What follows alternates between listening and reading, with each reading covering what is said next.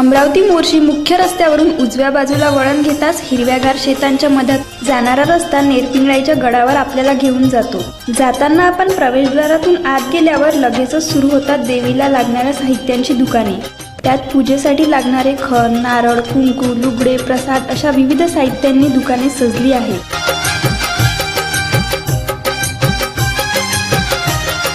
लोखंडी कठडे पार करताच आपण पोहोचतो मंदिराच्या गाभाऱ्यात। गाभाऱ्यात पोहोचताच नंदी महाराजांचं दर्शन आपल्याला होतं व येथून समोर जाताच स्वयंभू पिंगळाई मातेच्या प्रसन्न चेहऱ्याचं दर्शन आपल्याला होतं। ही देवी येथूनच जवळच असलेल्या विहिरीतून निघाली अशी आख्यायिका आहे। त्यामुळे तिला स्वयंभू असे संबोधतात। देवी ही दिवसातून 3 रूपे बदलते असे भक्तांचे मान्य आहे। सकाळी देवी कुमारिका असते तर दुपारी ती एक विवाहित स्त्री असते, तसेच संध्याकाळी ती वृद्धेचे रूप धारण करते। या मंदिराचे विशेष म्हणजे हे मंदिर एका मुसलमान व्यक्तीची कलाकृती असून या मंदिराचे घुमट हे मशिदीसारखे आहे। मंदिराचे बांधकाम हे सुमारे 400 ते 500 वर्षापूर्वीचे असून अतिशय कलात्मक आहे।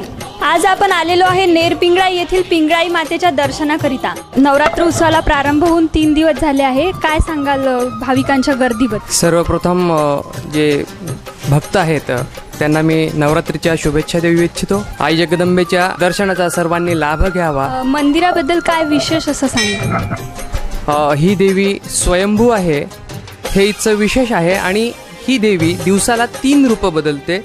सकाळी ही देवी कुमारिका असते, दुपारी एक स्त्री असते आणि एक संध्याकाळी ही वृद्धेचं रूप धारण करते। जर तुमच्या मनात श्रद्धा असेल तर तुम्ही स्वतः अनुभवातून अनुभवू शकता। हे मंदिर जे आहे हेमाळपंथी असून हे निजामशाही मंदिर आहे। अष्टमीला खापळी उचलते अंबाबाई, इथे 5 प्रदक्षिणा मारते, 2 प्रदक्षिणा मारते। जास्त वेळ राहिला तर बाहेर मारत होती परिस्थिती, तळ्यापाव तरी जात होती अंबाबाई।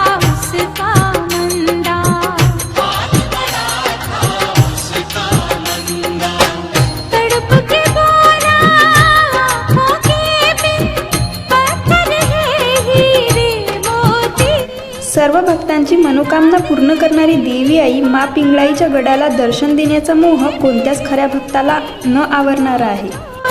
आपल्यासोबत दर्शनाला आलेले काही भाविक आहे, जाणून घेऊया त्यांच्याकडून त्यांची श्रद्धा। या देवीचं महत्त्व असं आहे मॅडम की ही स्वयंभू देवी आहे आणि मगाशी महाराजांनी सांगितल्याप्रमाणे दिवसातून 3 रूप तिचे बदलतात। पूर्ण विदर्भात काय पूर्ण महाराष्ट्रातून पण इथे लोक येत राहतात। दसऱ्याच्या दिवशी खूप गर्दी असते इथे।